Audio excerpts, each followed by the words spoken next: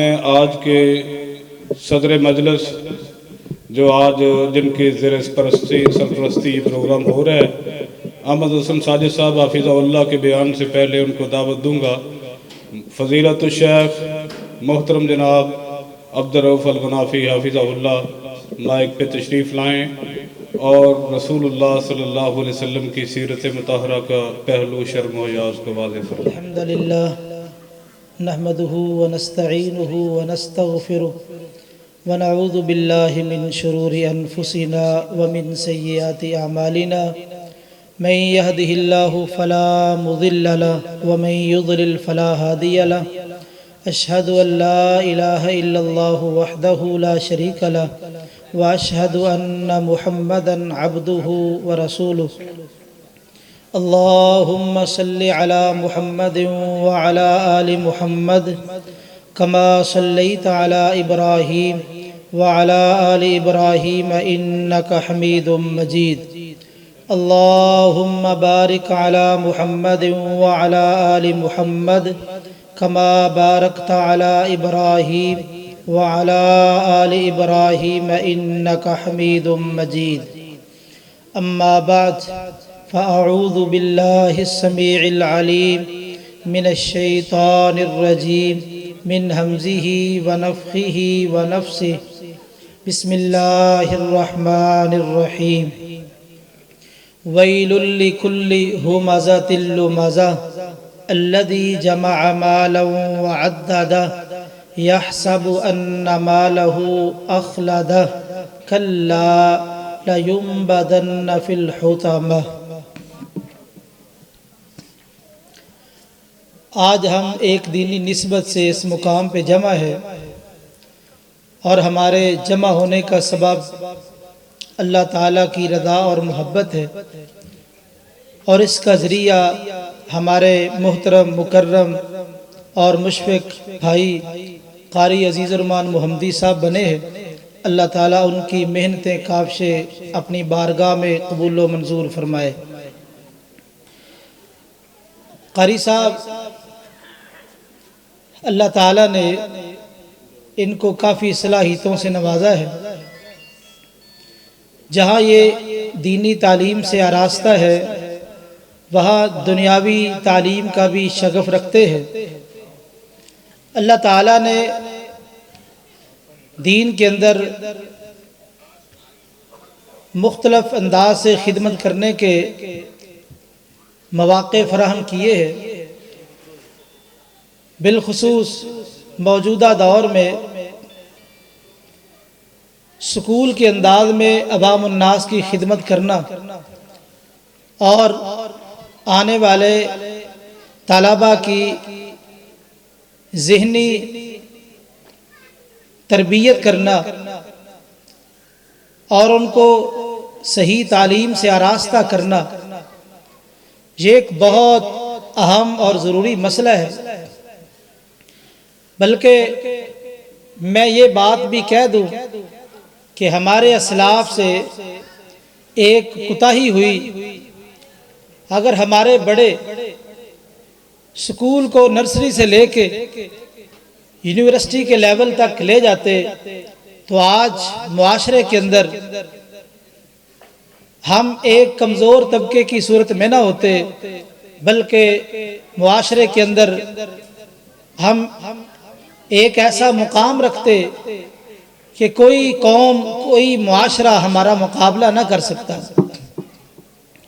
دیر آئے درست آئے، تو بہرحال اس حوالے سے الحمدللہ یہ سلسلہ چل نکلا ہے، اور علماء کرام بھی اور اسی طرح دین اسلام کے ساتھ گہری وابستگی رکھنے والے لوگ بھی الحمدللہ اس طرف راغب ہو چکے ہیں، اور سکولوں کا جگہ جگہ آغاز ہو رہا ہے، اور انشاءاللہ یہ وقت بتائے گا کہ انہی سکولوں اور کالجوں میں پڑھنے والے ہمارے طلباء آپ کو قرآن و سنت کے صحیح پیروکار نظر آئیں گے، اور نبی کریم صلی اللہ علیہ وسلم کی سیرت کو اپنانے والے نظر آئیں گے۔ چونکہ قاری عزیز الرحمان محمدی صاحب ان کا جو سارا سسٹم ہے اس کے اندر ان کا ایک مرکزی کام ہے جس سے اکثر دوست شاید واقف نہ ہو، تو میں چاہتا ہوں اس حوالے سے آپ کو تھوڑی سی معلومات دے دی جائے اور اس کام کی طرف آپ کو راغب کر دیا جائے تاکہ آپ بھی ذہنی طور پہ تیار ہوں اور قاری عزیز الرحمان محمدی حفظہ اللہ تعالی جنہوں نے یہاں ایک سکول کے انداز سے ادارہ شروع کیا ہے، آپ بھی اپنے بچوں کو یہاں داخل کروائیں، جہاں آپ کا بچہ سکول کی تعلیم حاصل کرے گا وہاں انشاءاللہ آپ کا بچہ کتاب و سنت کے عقیدے کو بھی لے کے جائے گا اور اسی طرح کتاب و سنت کے مطابق عمل اور نبی کریم صلی اللہ علیہ وسلم کی سیرت کو بھی لے کے جائے گا۔ قاری صاحب کا جتنا بھی سسٹم ہے اس کے اندر ترجمۃ القرآن اور تفسیر القرآن کا جو انداز ہے یہ ایک نمایاں ہے۔ عام سکولوں کے اندر جو انداز طریقہ کار ہے ہر بندہ اپنے انداز سے محنت کرتا ہے، لیکن اللہ تعالیٰ نے بعض بندوں کو بعض کاموں کے لیے چنا ہوتا ہے، ان کو خاصا شغف ہوتا ہے۔ الحمدللہ انہوں نے چونکی پر بھی ایک ادارہ قائم کیا اور وہاں بھی ایک اچھے طریقے سے اور احسن انداز کے ساتھ ایک سلسلے کو چلایا۔ حالات و واقعات کے بعد آپ یعنی اس علاقے والوں کی بڑی خوش نصیبی ہے کہ یہاں پہ الحمدللہ مستقل بنیادوں پہ یہ سکول یہ ادارہ اب چلے گا انشاءاللہ اور چل رہا ہے۔ اللہ تعالیٰ ان کو دن دگنی رات چگنی ترقی نصیب فرمائے اور اللہ تعالیٰ ہمارے اس بھائی کو مزید محنت کرنے کی توفیق نصیب فرمائے۔ میں آپ کے سامنے قاری صاحب کے اس کام کے حوالے سے میں نے کافی سوچا کہ آپ کے سامنے کیا باتیں رکھوں۔ علماء کرام مختلف انداز سے اور مختلف باتیں آپ کے سامنے پیش کر رہے ہیں، تو میں عام روٹین سے ہٹ کے جو قاری صاحب کا اس سکول کے اندر نمایاں کردار ہے اس حوالے سے میں آپ کے سامنے سورہ ہمازہ کی جو میں نے تلاوت کی ہے اس کا ترجمہ اور تفسیر رکھنا چاہتا ہوں اختصار کے ساتھ۔ ویسے تو طوالت کی طرف جائے تو گھنٹوں درکار ہے، لیکن میں نہایت اختصار کے ساتھ آپ کے سامنے سورہ ہمازہ اس کا ترجمہ اور تفسیر پیش کروں گا۔ پہلے اس کا خلاصہ سن لیں۔ یہ سورہ مبارکہ جو ہے اللہ تعالیٰ نے اس سورہ مبارکہ میں معاشرے کی اصلاح کا پورا پروگرام پیش کیا ہے۔ 4 عیوب کا ذکر کیا جو معاشرے کے اندر مرکزی عیوب ہے، اور وہ 4 عیوب ایسے ہیں ہماری بے شمار برائیاں ان کے ساتھ تعلق رکھتی ہے، اور جہاں تک مجھے اللہ تعالیٰ نے قرآن و سنت کا فہم نصیب کیا ہے، جو بندہ ان 4 عیوب سے اپنے آپ کو محفوظ کر لے وہ دنیا جہان کے بے شمار فتنوں سے محفوظ ہو جائے گا۔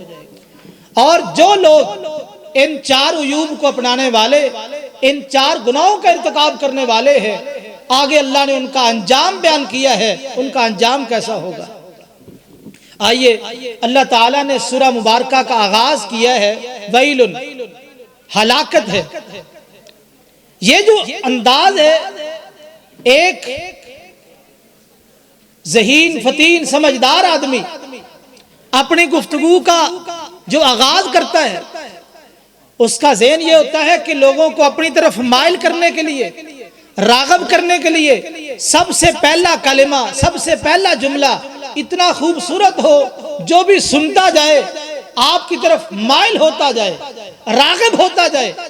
لیکن قرآن مجید میں 2 صورتیں ایسی ہیں جن کا آغاز اللہ تعالیٰ نے لفظ ویل سے کیا ہے، جس کا معنی اور مفہوم یہ بنتا ہے کہ آنے والے گناہ، آنے والے جرائم اتنے خطرناک ہیں کہ اللہ تعالیٰ نے جرائم کا ذکر بعد میں کیا اور ان کا انجام پہلے بیان کیا ہے۔ یہ جرائم بڑے خطرناک ہیں اور معاف رکھنا یہ ہر گھر کا مسئلہ، ہر فرد کا مسئلہ، ہر جماعت کا مسئلہ اور ہر نامور آدمی کا مسئلہ ہے۔ جن عیوب کو اس صورت میں بڑی خوبصورتی کے ساتھ اور بڑے احسن انداز کے ساتھ جمع کیا گیا، آپ حیران ہوں گے اللہ تعالیٰ نے کس طرح ان عیوب کو اس سورہ مبارکہ میں بیان کیا اور آگے پھر انجام بیان کیا ہے۔ اور آغاز میں لفظ ویل، جس کے بارے میں مفسرین کہتے ہیں یہ لفظ ویل یا تو جہنم کی ایک وادی ہے، یا اس سے مراد مطلق ہلاکت، تباہی اور بربادی ہے۔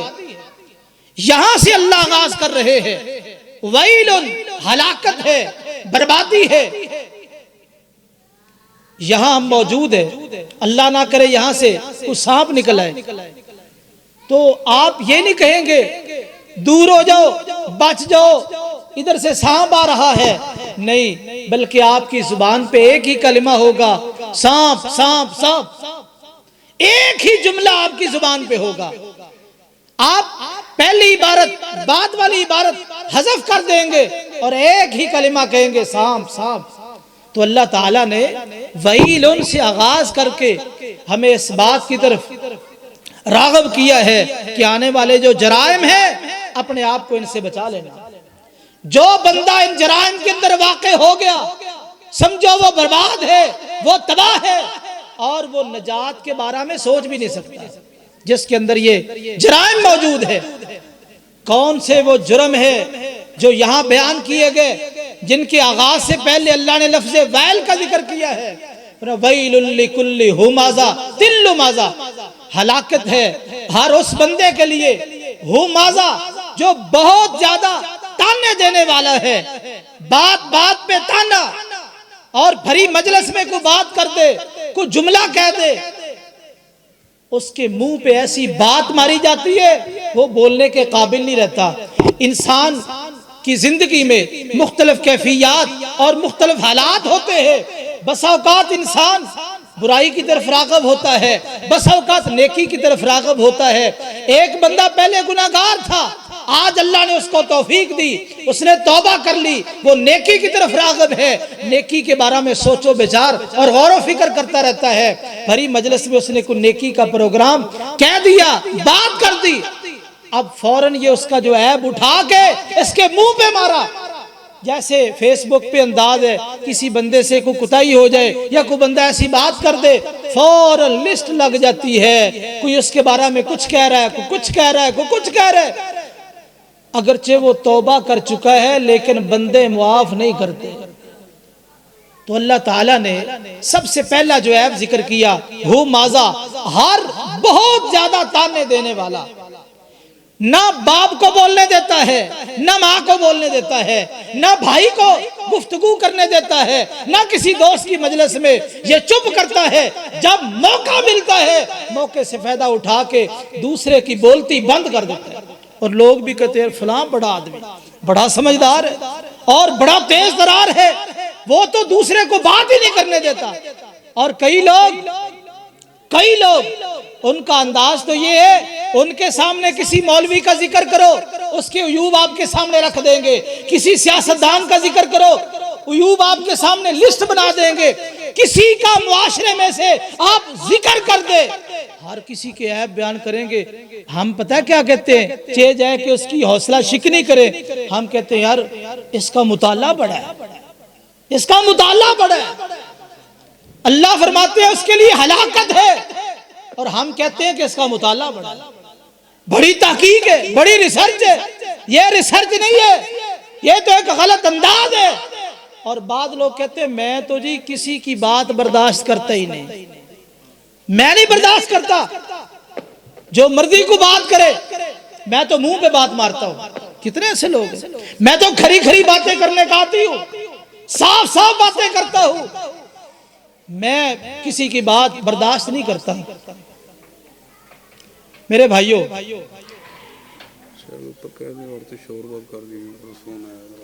عورتوں کی طرف سے شور آ رہا ہے، برائے مہربانی شور بند کریں، خاموشی کے ساتھ گفتگو سنیں، تبھی آپ کو فائدہ ہوگا۔ اللہ تعالیٰ آپ کے حال پہ رحم فرمائے۔ بعض بندے کہتے ہیں کہ میں نہیں برداشت کرتا، میں تو ہر بندے کے منہ پہ بات مارتا ہوں۔ یاد رکھیے ایسے بندے کے لیے ہلاکت ہے۔ اور صحیح بات تو سارے لوگ برداشت کرتے ہیں، صحیح بات تو سارے لوگ قبول کرتے ہیں، برداشت کون سی بات کرنی ہوتی ہے؟ کڑوی، برداشت کون سی کرنی ہوتی ہے، سخت بات۔ اس لیے میرے بھائیوں اللہ تعالیٰ نے قرآن مجید میں فرمایا وَيْلٌ لِّكُلِّ ہُمَازَةٍ، بہت زیادہ تانے دینے والا شخص، اس کے لیے بربادی ہے۔ کسی کو اس کے منہ پہ تانا نہ دو۔ پاک پیغمبر محمد رسول اللہ صلی اللہ علیہ وسلم نے مکہ فتح کیا، مکہ کے فاتح بن کے، وہ مکہ آج سے 8 سال قبل آپ مظلومانہ انداز میں رات کے اندھیروں میں چھپ چھپا کے نکلے، غار ثور کے اندر 3 دن اور 3 راتیں قیام کیا، اور آج 8 سال کے بعد فاتحانہ انداز میں اس مکہ میں داخل ہوئے۔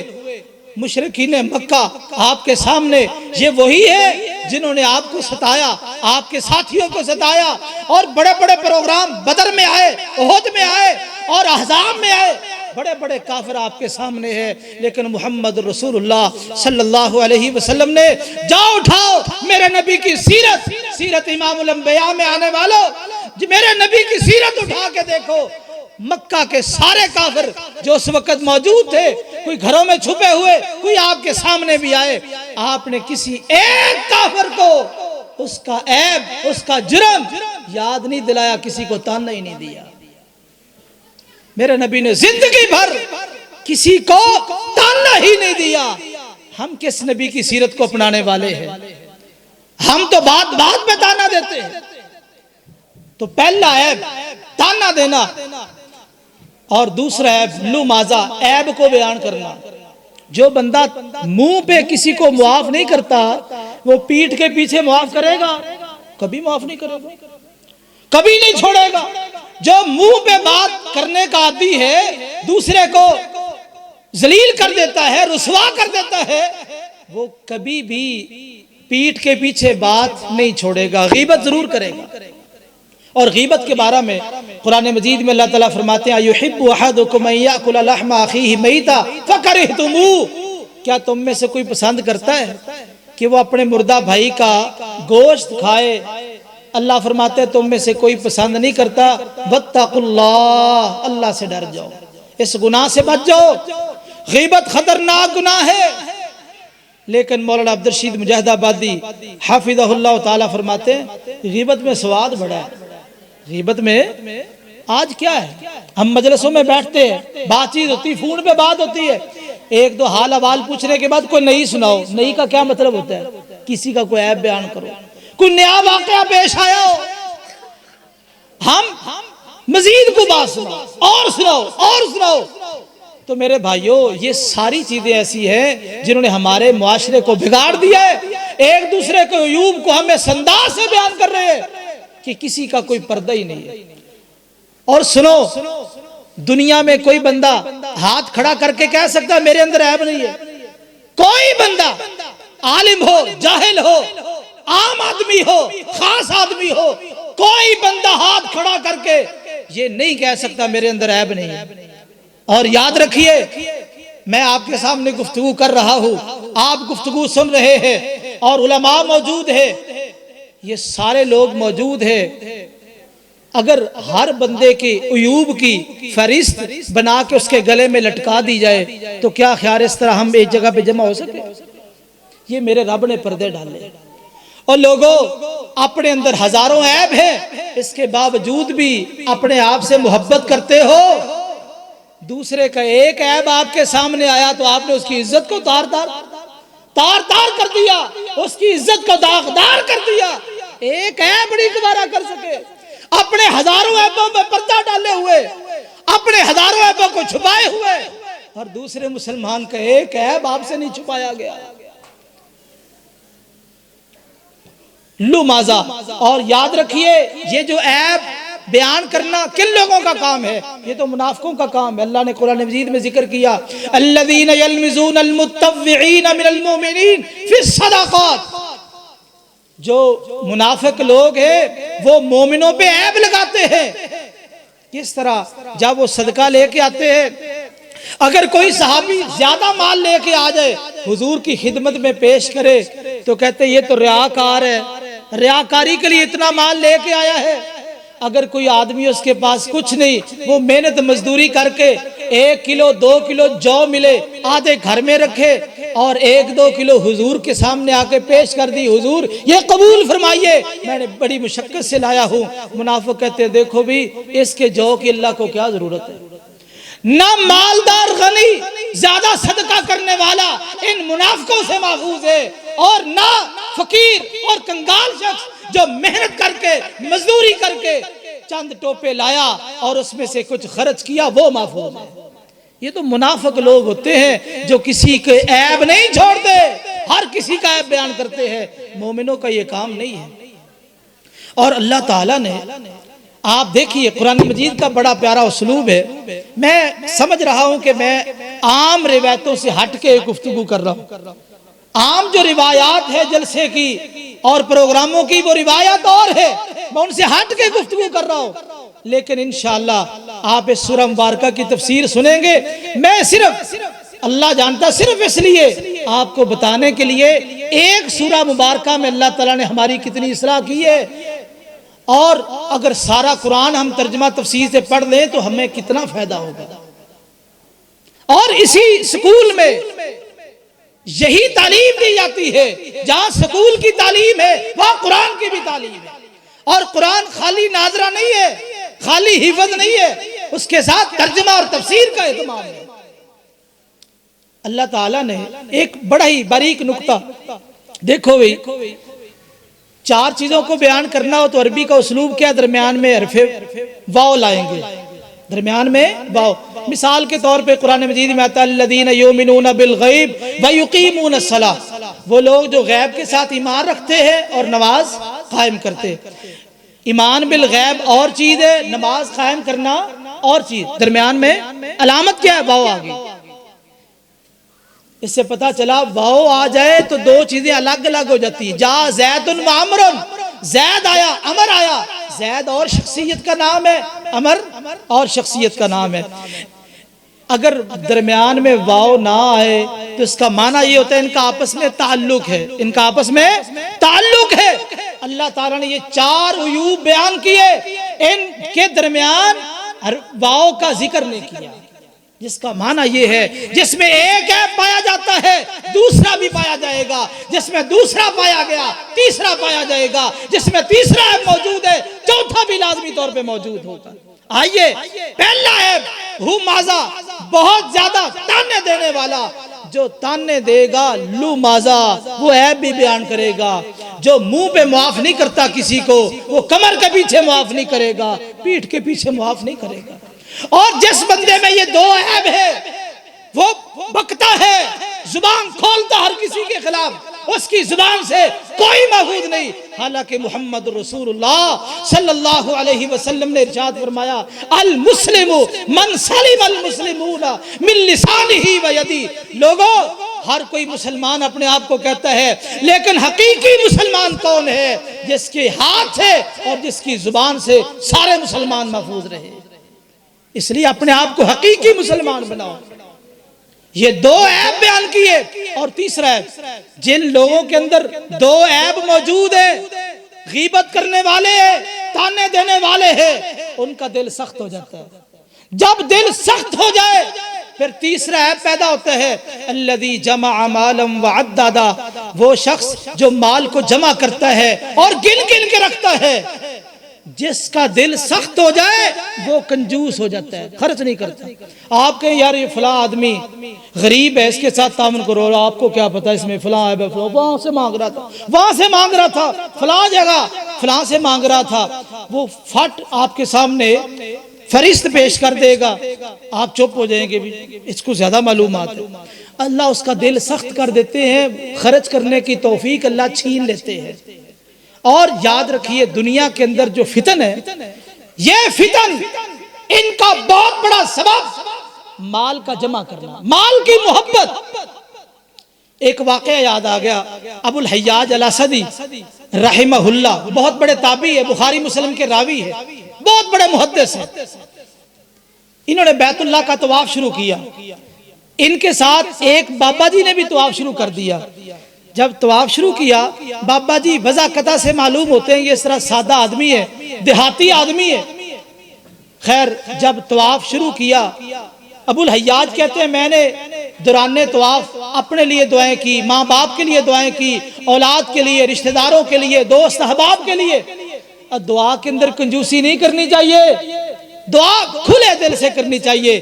آج بھی دعا کر دے اللہ ہمارے قاری عزیز الرحمان صاحب نے جو سلسلہ جاری و ساری کیا ہے، اللہ اس کو تا قیامت آباد فرمائے، اور اسی طرح ہر علاقے کے اندر ایسے سلسلے اللہ تعالیٰ چلانے کی دوستوں کو توفیق نصیب فرمائے. خیر ابو الحیاج کہتے ہیں میں دعائیں کرتا رہا ایک بابا جی صرف ایک ہی دعا کرتے رہے، ایک دعا. کیا دعا؟